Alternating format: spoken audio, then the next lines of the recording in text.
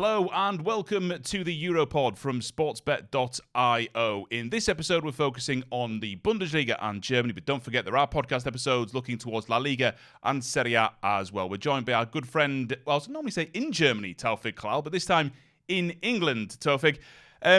My friend, this is a really interesting week of Bundesliga action, but can we just have a 2-minute chat before we really get going on the Bayern Munich-Bayer Leverkusen game from the weekend? Obviously finished a 1-1 draw. You were there. What was that game like? It was like 70. Bayern Munich had the ball for 70% of the time. It was 18 shots on goal by Bayern Munich, 3 by Bayer Leverkusen.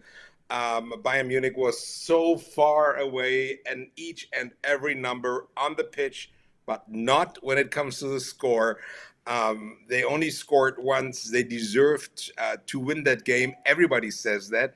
But the problem is they didn't do. So finally, Leverkusen took something out. It was a game like it looked like Leverkusen said, it's not a matter how we play as long as we take something out. You could tell Lukas Radetzky, the goalkeeper, from the first minute, he refused to play. As soon as he had the ball, he laid it down there and on the pitch, and the referee let it go.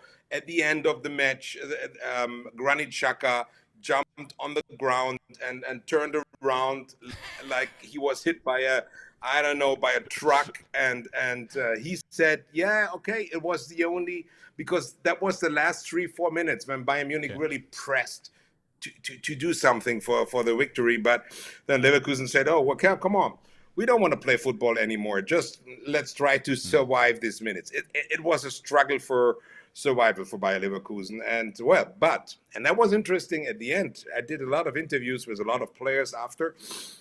Everybody said the same thing. Vincent Kompany, everybody said the same thing. They said, yeah, finally, we didn't do it. We didn't win the game. But the way we played was very important for us, that we showed that we can not only play our new pressing football against smaller, lower, worse teams, that we can do it against a big name team, against the German champion with fast players, that we can play this kind of football against everybody. And Vincent Kompany last night at the press conference in Aston Villa, he admitted, he said, yes, I know that our kind of football is very intense, but I have seen teams playing that kind of intense football for a whole season. Why not us? Yeah, it was a really fascinating game, and it's hard to sort of know the true winner of that, really. Bayern will be very happy with the draw, and yet Bayern Munich obviously will feel, well, we played brilliantly, we could have won, we didn't, but we're very happy that, like you say, we can dig in and do something slightly different. I think it's probably a draw in terms of who won it over the season as a whole as well. It's going to be fascinating. Speaking of Bayer Leverkusen, now we're recording this on Wednesday morning. Obviously, some of the teams we'll discuss have got European action between now and the games we'll talk about. We'll try and avoid where we can. But Bayer Leverkusen did win at home against AC Milan in the Champions League on Tuesday evening. And they're taking on a Holstein Kiel side who concede at the moment a ton of goals, who obviously we know are a small side punching above their weight, Taufik. Bayer Leverkusen should find this one pretty easy, shouldn't they?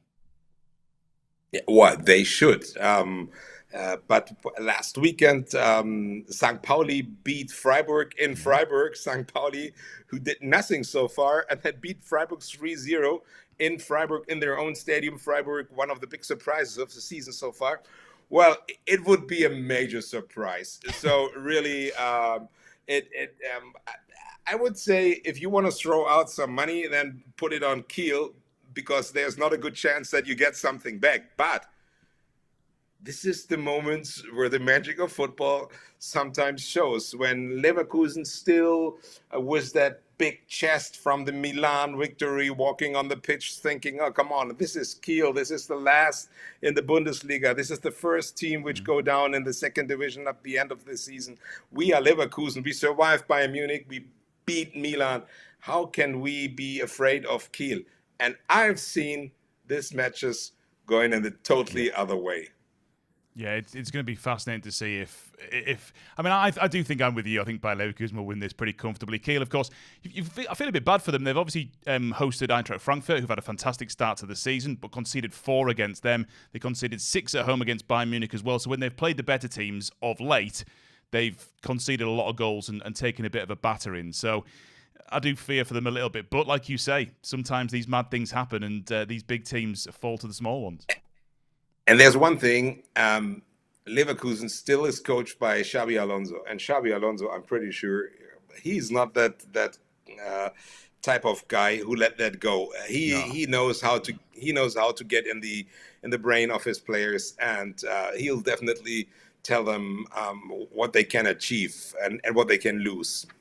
Yeah, and I think that the most impressive thing for me this season is that they lost that unbeaten record to Leipzig very, very late on, but he's dragged them right back up straight away. There's been no hangover to that. They've kicked on and looked superb since then. So that to me is as impressive as the long unbeaten run that you have finally pipped, and then it doesn't matter, you just carry back on again. I think that's been extremely impressive from Xabi Alonso and, of course, Bayer Leverkusen. I think they'll win that pretty comfortably. As you imagine, Holstein Kiel well into the double figures in that market. Union Berlin take on Borussia Dortmund. Now, again, Dortmund are one of the teams who've played in Europe midweek. I'm just going to double check this score here. Yeah, they battered Celtic 7-1 on Tuesday night. They absolutely obliterated a side who, of course, obliterated their opponents on match day 1. So, bit of a weird one, the Champions League at the moment. Union lost at Borussia Mönchengladbach last time around. They've had a solid start to the season, Union. But am I strange in not wanting to jump too strongly onto Dortmund here? Well, it is in Berlin. Union has had a whole week to get ready for that match. Dortmund had a well, it was not that tough match where you had to fight until the last minute. You can bring in early other players if you have the next match in mind. That was an easy victory. It was done very early in that match, but I would say the system of Nuri Sahin is now understood by the players. I think he comes closer to them. It's a young coach. They need a lot to learn from him, his system. He needs to learn his players, what's going on. Girassi came from another club, has to find in. I'm pretty sure that Dortmund definitely comes out with a white chest. But on the other side, as I said, Union Berlin is a team so far in this season which is not predictable. No. At home, it might, for me, that's a draw. Yeah, I mean, if you look what they've done at the Fusterei so far this season, they've beaten St. Pauli, beaten Hoffenheim, 2 home draws. Dortmund haven't won away yet. They've drawn 0-0 at Mainz and then obviously got destroyed at Stuttgart, didn't they? So I think there's some interest in Union Berlin there. They've been pretty good so far this season. Dortmund, always a leaky dressing room, but perhaps now, after the last couple of results, things will start to ease up a little bit on Nuri Sahin. Heidenheim are a really interesting side. Sit 6th in the Bundesliga at the moment. They take on Leipzig. Leipzig, of course, have got Juventus on Wednesday evening. We don't know the result of that yet.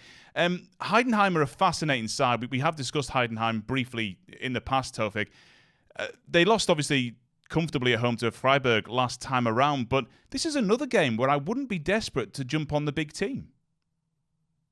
I think for Heidenheim and especially for the coach Frank Schmidt, as I already said some weeks ago, who is there, I think, since football was invented.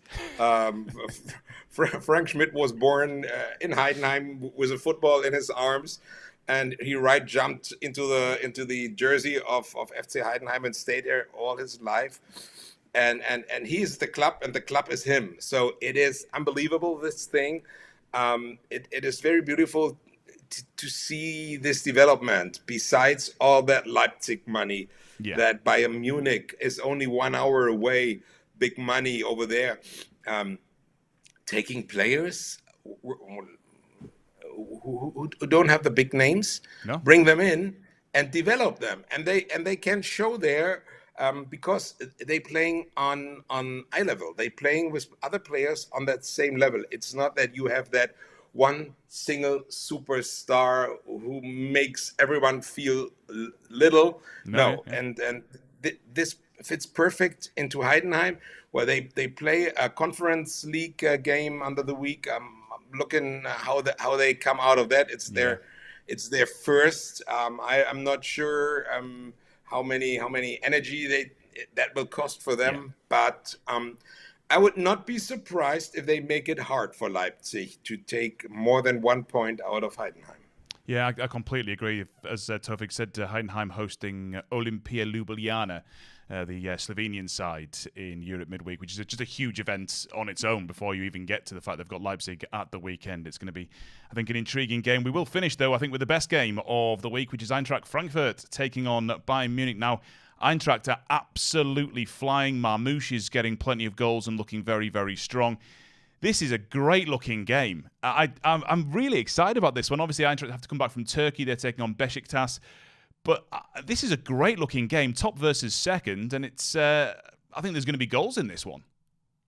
It's once again top versus second. We had Bayern Munich against Leverkusen, top versus second. And we have no winner over there. Excuse me. And now we have it again. Frankfurt is a little a surprise that they are on this second spot. As you said, depends how they come out of the Europa League, how all that works. But for me, it's one of the big surprises. Omar Mamouche scoring more than Harry Kane. It's the Harry Kane from Frankfurt. I just read it in the Frankfurt newspaper. And he cost nothing. That's the difference. No, he cost nothing, and Bayern paid 110 million euros to Tottenham. Was it Wolfsburg, Marmouche? Yeah. He was playing in Wolfsburg, and he was not close to being that good. A lot of players have problems in Wolfsburg, by the way. I don't want to talk too much about Wolfsburg. No, there's 14 podcasts in Wolfsburg alone, isn't there? I wish Asta Vranch would leave, but anyway, we don't need to get into that. But Frankfurt, I definitely expect Bayern Munich going on with their pressing football. I'm not seeing Eintracht Frankfurt trying to counter, trying to press too much back. I'm pretty sure they will pretty much play a kind of football Bayer Leverkusen did, and hope that Mamouche will be in a better form and showing up better than the attackers, than the forwards from Leverkusen did last week, because they were not on the pitch.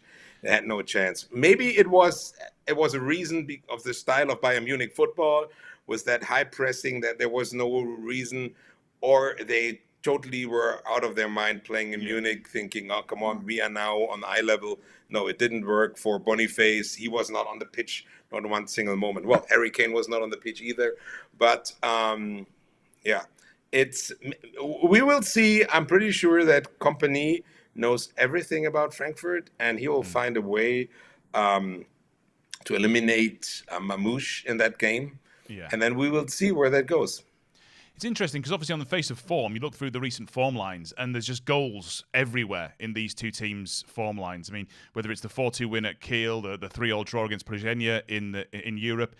But are we thinking that actually, you've mentioned there, it might be that Tuchmuller decides to take things in a slightly more defensive route, meaning that possibly lower goals could be expected here?